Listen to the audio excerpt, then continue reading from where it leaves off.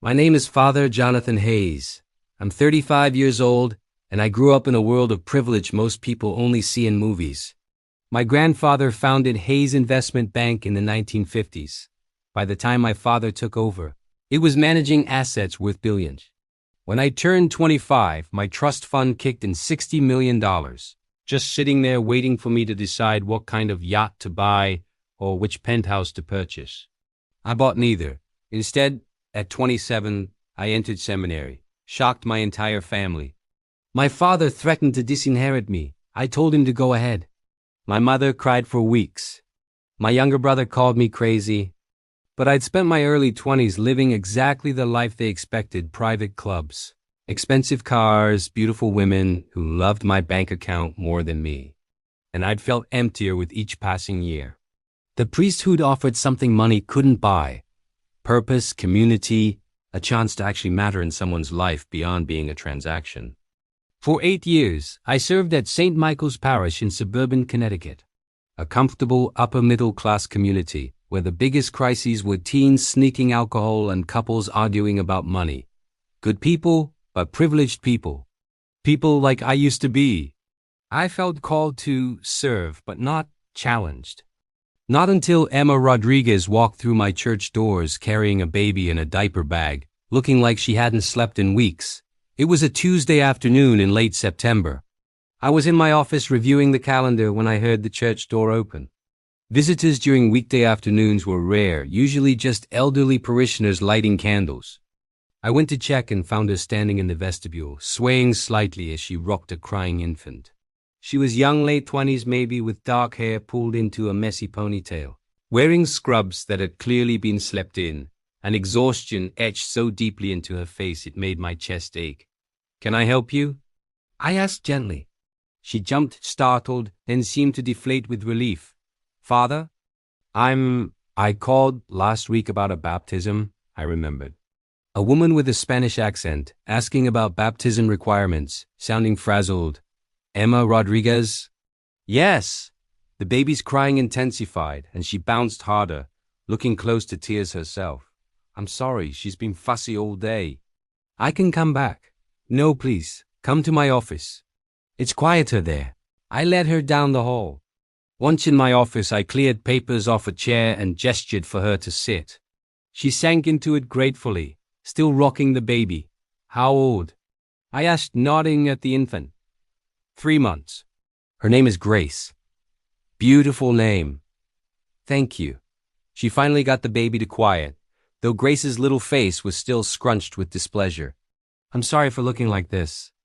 I just got off a double shift at the hospital. I'm a nursing assistant and the babysitter canceled. So I had to bring Grace to work, which my supervisor hated, and I haven't been home yet." And she stopped abruptly, pressing her lips together like she was afraid of saying too much. "It's fine," I said gently. "You're here now. Let's talk about Grace's baptism."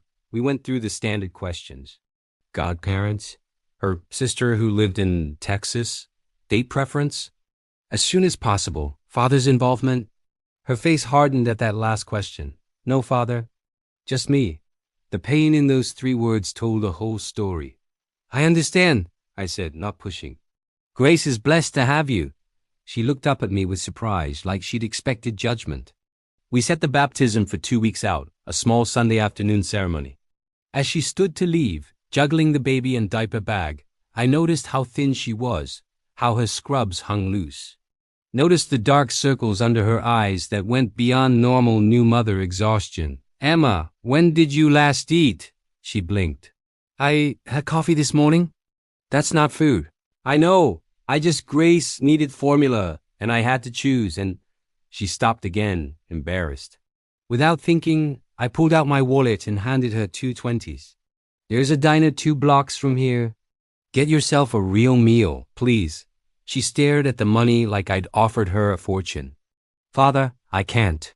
It's not charity. It's caring for one of my parishioners so she can care for her daughter. Please." Tears filled her eyes. She took the money with a shaking hand. "Thank you. I'll pay you back." "There's nothing to pay back."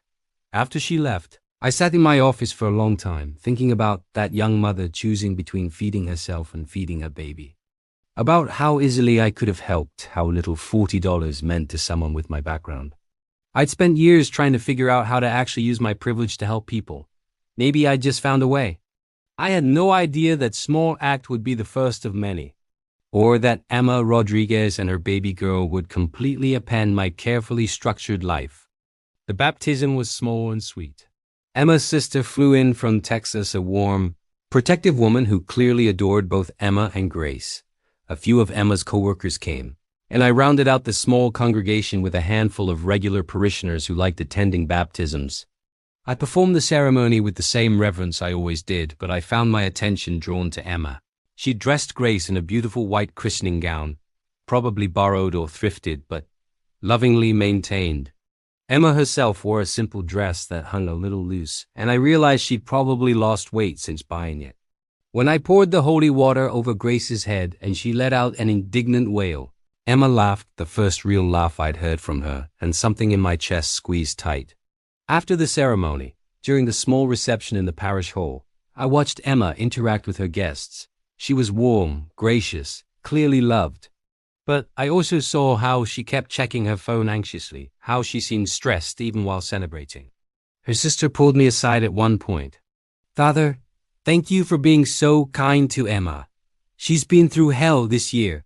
What happened?" "If you don't mind me asking." She glanced at Emma, then lowered her voice.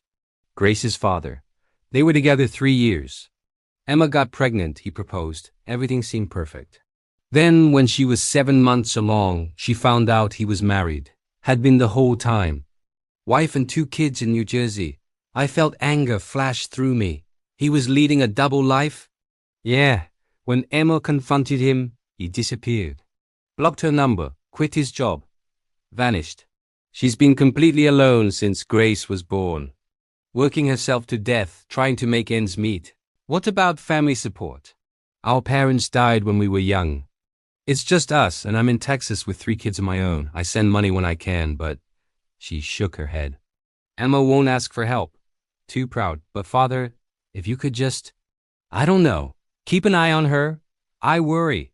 I will." I promised. And I did. It started small. I'd see Emma at Sunday Mass, always in the back with Grace, ready to bolt if the baby got fussy. I'd make a point to talk to her afterward, asking how things were going. "Fine," she'd always say, with a tired smile that told me things were anything but fine. Then I started noticing things. The same worn outfit week after week. Grace in clothes that were slightly too small. Emma's car, an ancient Honda, parked at odd hours at the church, and I realized she was sometimes sleeping in it between shifts because her apartment was too far from the hospital. One October evening, I was locking up the church around 9 p.m. when I saw her car in the parking lot, engine running. I walked over and tapped on the window. Emma jumped, then rolled down the window. Grace was asleep in her car seat. "Father, I'm sorry. I was just..." "Emma, it's freezing out. Why are you sitting in your car?" She looked embarrassed. "I have an early shift tomorrow and my apartment is 40 minutes away. I thought if I just slept here a few hours, I could save on gas and get more sleep before." "You're sleeping in your car? In October?" "Just tonight. The heat works and Grace is warm and..." "No, absolutely not. I made a decision. There's a small apartment above the parish hall. We use it for visiting clergy, but it's empty right now. You're staying there tonight." "Father, I couldn't. It has heat, a bed, and it's safe." "You're staying there." She looked like she might cry. "Thank you." I helped her gather Grace and her bags, showed her to the apartment. It was basic but clean, a bedroom, small kitchen, bathroom. Emma looked at it like it was a palace. "There's food in the fridge from the last priest who stayed," I said. "Help yourself." After she settled in, I went back to the rectory. But I couldn't sleep. Kept thinking about Emma sleeping in her car. About how many nights she'd done that before I noticed. The next morning, I went to the grocery store with a mission. I bought everything. Baby formula, diapers, real food, fresh vegetables, meat, bread, milk, eggs, pasta, rice, canned goods, snacks, coffee. I filled 2 shopping carts and loaded it all in my car. Then I drove to the address Emma had listed on her baptism paperwork. The apartment building was in a rough neighborhood. Her unit was on the third floor of a walk-up. I knocked, hoping she'd be home between shifts. Emma answered in pajamas, Grace on her hip. Her eyes widened when she saw me standing there with grocery bags. "Father, what? I had extra food from a church event," I lied smoothly. "Thought you might be able to use it." She stared at the bags, then at me, then back at the bags. "Father, this is too much. It's going to go to waste otherwise. Please." She let me in. The apartment was tiny, a studio barely bigger than my office. But it was clean, organized, clearly maintained with love despite limited resources. Grace's crib took up a quarter of the room. A small kitchenette was spotless. A futon served as both couch and Emma's bed. I set the groceries on the counter. Emma put Grace in a bouncer seat, then started unpacking with trembling hands. "There's formula here," she whispered, "and diapers." "Father, these are expensive. Like I said, from a church event." "Father!" She turned to face me, tears streaming down her face. "Please don't lie to me. Churches don't give away unopened formula and size 2 diapers from events." I was caught. "No, they don't. Why are you doing this?" "Because you're working 3 jobs to support your daughter. Because you're sleeping in your car to save gas money. Because when I ask how you are, you say fine when you're clearly drowning." I stepped closer. "Emma, I have resources I've never used. Let me use them to help someone who actually needs it. I can't let you do this. I can't be your charity case. You're not charity. You're someone in my community who needs support. Isn't that what church is supposed to be? People helping people?" She was fully crying now. "I'm so tired, Father. I'm so tired and so scared, and I don't know how much longer I can keep doing this alone." "Then don't do it alone." She sank into a chair, covering her face with her hands, shoulders shaking. I should have maintained professional distance. Should have offered to connect her with social services or church aid programs. Instead, I pulled up another chair and sat beside her, letting her cry. When she finally composed herself, she looked at me with red eyes. "Why? Why do you care so much?" "Because before I became a priest, I had more money than I knew what to do with, and it meant nothing. But this helping you, helping Grace, this means everything." Something shifted in her expression. Like she was really seeing me for the first time. "Thank you," she whispered. "You're welcome." I stood to leave, but she stopped me. "Father, would you like to stay for dinner?" I was going to make spaghetti. Nothing fancy, but I should have said no. Should have maintained boundaries. I'd love to. That dinner was the beginning. Over the next 2 months, a routine developed. I'd check on Emma a few times a week, officially to see if she needed anything for Grace, unofficially because I couldn't seem to stop myself. I'd bring groceries, baby supplies, sometimes just coffee and pastries. She stopped protesting after the first few times, started to accept that I genuinely wanted to help.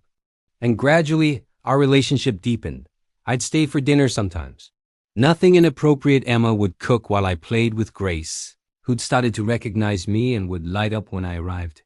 After Emma put the baby down, we'd talk for hours. She told me about her childhood, growing up with her sister after their parents died in a car accident. About putting herself through nursing school while working full-time. About meeting Grace's father and actually believing he loved her, only to discover she'd been the other woman without knowing it.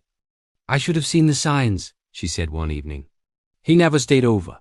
Always said he was on call or had early meetings. I thought he was dedicated to his job.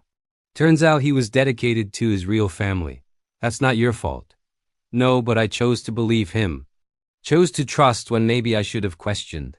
Trust isn't a weakness, Emma." She looked at me with those dark eyes that seemed to see right through me. "You're very kind, Father Jonathan. Has anyone ever told you that?" "Occasionally. Usually when they want something." She laughed. "I promise I'm not after your trust fund." "I know. That's why I keep coming back." The words hung between us, loaded with meaning neither of us acknowledged. I told her about my own past too. The shallow relationships, the emptiness of wealth, the moment I'd realized I needed something more than money could buy. "Do you miss it? The money?" She asked. "Sometimes I miss the freedom it gave me to help people. Like now, I have some savings enough to help you." But the actual wealth, the lifestyle? No, I don't miss being valued for my bank account instead of myself. Is that why you became a priest? To be valued for who you are? Partly. Also because I wanted to matter.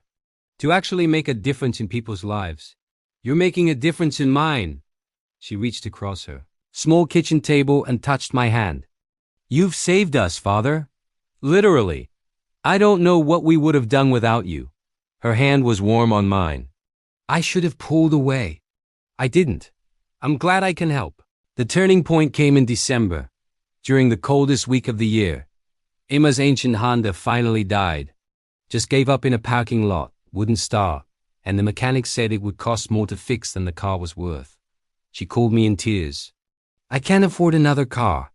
I can't even afford to fix this one. How am I supposed to get to work? How am I supposed to get Grace to daycare? I'll come get you. Father, you can't drive me around. I can and I will. Until we figure something out. So I became her driver. Every morning I'd pick her up, take Grace to daycare, drop Emma at the hospital. Every evening reverse the process. It added 2 hours to my daily routine. I didn't mind at all. Being in that car with Emma and Grace started to feel like something I looked forward to more than mass, more than prayers, more than anything I was supposed to prioritize. Grace would babble from her car seat. Emma would tell me about her day. Sometimes she'd fall asleep against the window, exhausted, and I'd glance over at her peaceful face and feel something I absolutely wasn't supposed to feel. One evening in mid-December, after I dropped them home, Emma invited me out. It's Grace's first Christmas, she said. I got her a little tree. Want to see? The tree was barely 2 feet tall, clearly from a drugstore, decorated with handmade ornaments. It was the most beautiful thing I'd ever seen. I made them from stuff at work, Emma explained, pointing to ornaments made from gauze and medical tape and markers. I know it's silly. It's perfect. Grace was on a blanket on the floor, reaching for colorful Christmas lights Emma had strung around the room. Emma sat down next to her daughter, and without thinking, I sat down too. We ended up on that floor for hours, playing with Grace, watching her delight at lights and sounds. When she fell asleep between us, Emma looked at me with something new in her eyes. Jonathan, she said. The first time she'd used my name without the title. Yeah? What are we doing? I knew what she meant. This wasn't pastoral care anymore. This was something else. I don't know, I admitted. I think about you all the time. Is that wrong? Probably. Do you think about me? I should have lied. Should have said no and re-established boundaries right there. Every minute of every day. She leaned closer. Grace slept peacefully between us. I know this is impossible. I know you have vows. But Jonathan, I need you to know I've fallen in love with you. My heart stopped. Emma, I know you can't say it back. I know nothing can happen. But I needed to be honest. I looked at her, this brave, strong woman who survived betrayal and raised a baby alone and still had the courage to be vulnerable. I love you too, I heard myself say. I'd been fighting it for months, but Emma, I'm completely in love with you. And Grace. I looked down at the sleeping baby, her tiny hand curled around my finger. I love her too. I know I'm not her father, but Emma, when I think about the future, I see all 3 of us together. And I know that's insane, I know it's impossible, but Emma kissed me. It wasn't dramatic or passionate. It was soft, tentative, scared. The kiss of 2 people who knew they were crossing a line they couldn't uncross. When we pulled apart, we were both crying. What do we do now? She whispered. I don't know. But I know I can't lose you. Either of you. That night, holding Emma while Grace slept beside us, I made a decision. I would leave the priesthood. For the first time in 8 years, I was choosing something for myself. Choosing love over duty. Choosing a real family over a symbolic one. Choosing Emma and Grace over everything else. Leaving the priesthood isn't like quitting a job. There's a formal process called laicization. You petition Rome, meet with bishops, undergo psychological evaluations. It takes months, sometimes over a year. And during that time, you're expected to continue serving, to maintain your vows, to pretend nothing has changed. I told my bishop in January. He was disappointed, but not surprised. Father Hayes, I've noticed you're...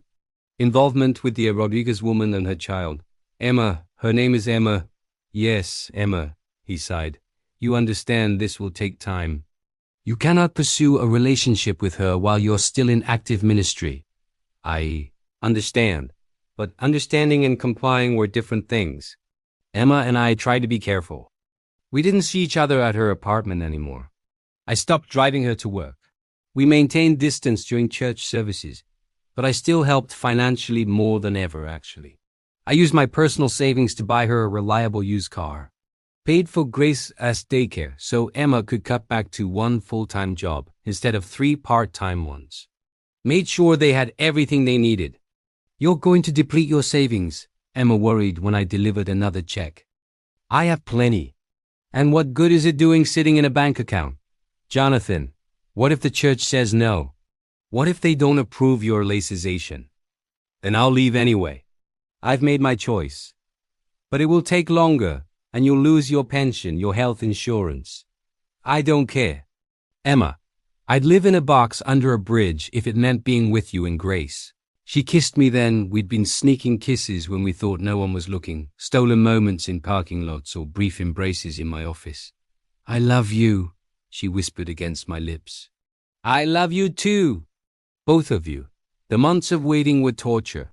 I continued serving at St. Michael's, performing Mass, hearing confessions, counseling parishioners, all while my heart was elsewhere.